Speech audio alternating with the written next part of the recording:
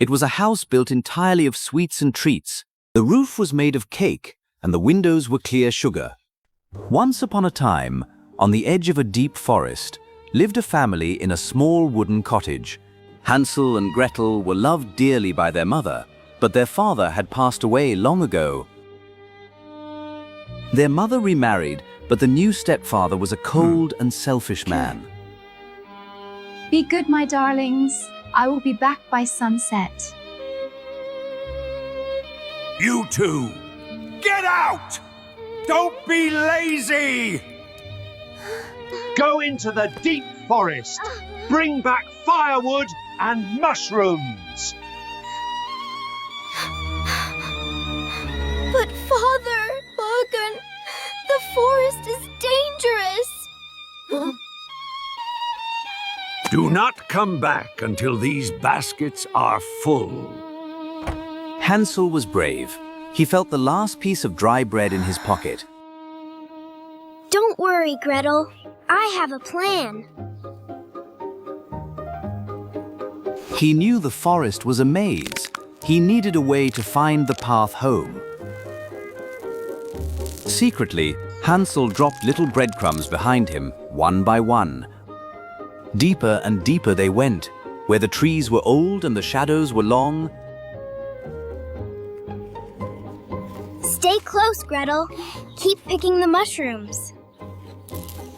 He left a trail of crumbs, believing it would lead them back to safety. But they were not alone. The hungry forest birds were watching too. The children worked hard, filling their baskets, forgetting about the time. Quietly, the little birds hopped down onto the path. Peck, peck, peck. The breadcrumbs disappeared, one by one. The sun began to sleep, and the forest grew darker and colder. Hansel, it's getting dark. We should go home. Follow me. I marked the path. Hansel smiled. He turned to find his trail of crumbs. But when he looked, his heart sank. The path was empty. The crumbs, they are gone. The birds had eaten every single crumb. Panic set in. The familiar path was gone.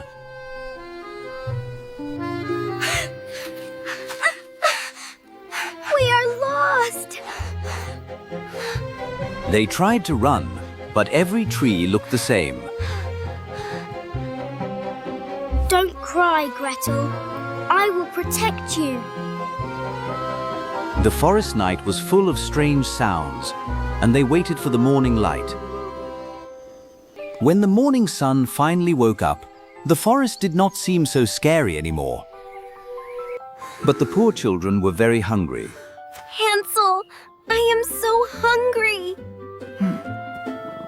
Suddenly, a beautiful snow-white bird flew down to them. It sang a sweet song and fluttered its wings, urging them to follow. It wants us to follow. Hope filled their hearts, and they ran after the little guide. Until they came to a clearing and saw something they could never imagine. Wow. It was a house built entirely of sweets and treats. The roof was made of cake, and the windows were clear sugar. They were so hungry that they did not stop to think. Hansel reached up and broke off a piece of the roof. It's real chocolate. Gretel nibbled on the window panes, which tasted like sweet strawberry candy. And this tastes like strawberry. It was the best meal they ever had. Suddenly, the chocolate door creaked open. The children froze in surprise. An old woman hobbled out, leaning on a crutch. She smiled a toothless smile. Oh, you lovely children. Who brought you here? We were lost and hungry, ma'am. Come in, come in. I have warm pancakes and hot cocoa inside. The house smelled of caramel and vanilla. It seemed like paradise. She fed them till they were full and they felt safe. But the old woman was not kind. She was a wicked witch who trapped children. Thank you. You are so kind. Suddenly, her kindness melted away like ice in the sun. The disguise was gone. She revealed her true wicked form. Run, Gretel! Slam! The door locked itself tight. You are not going anywhere.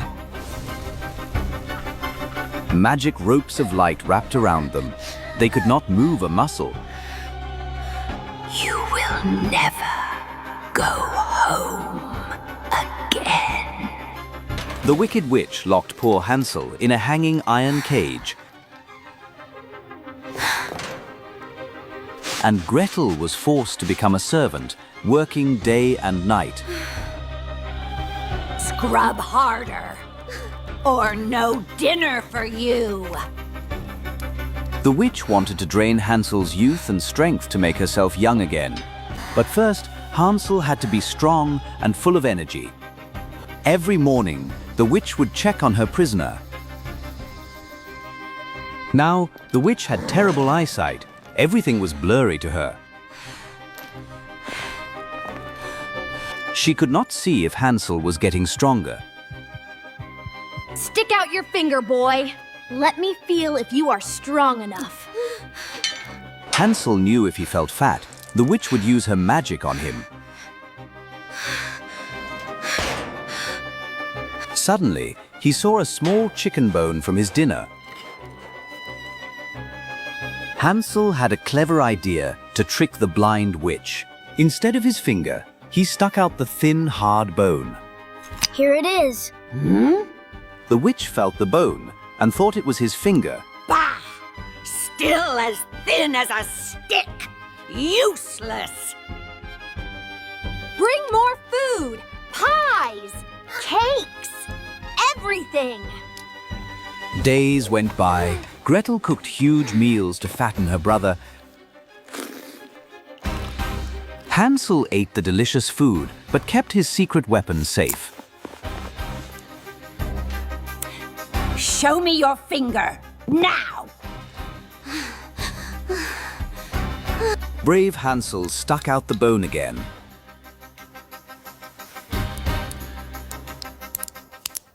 Impossible! Why do you not grow fat? Gretel watched in fear, hoping the trick would work. The witch was running out of time. She needed the magic energy now. She lost all patience. I will not wait any longer. Girl, prepare the magic cauldron. The cauldron began to bubble with strange green magic potion. Gretel knew something terrible was about to happen. No! Leave her alone! It was time for the final spell.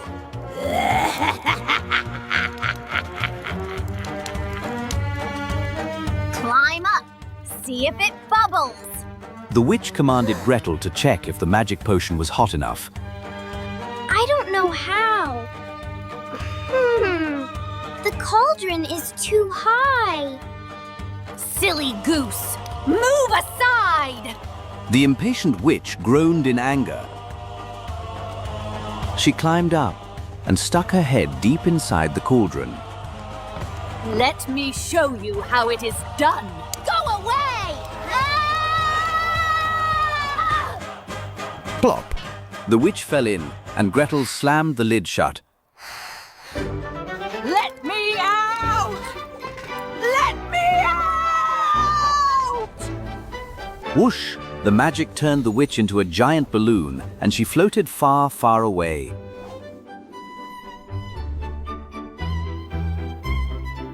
The wicked witch was gone forever.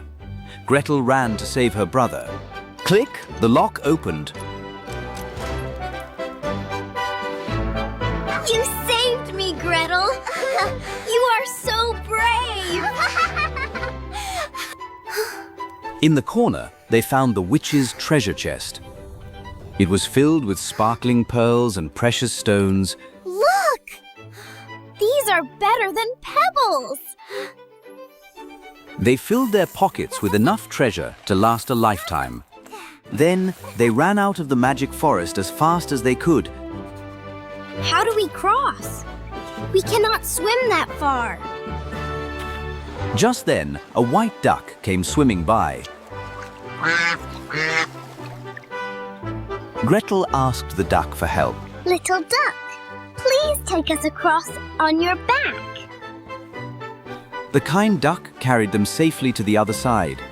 Once across, the forest began to look familiar again. I know this tree. We are close.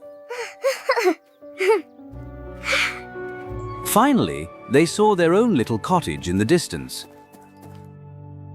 Their mother was sitting alone, heartbroken since the day they left.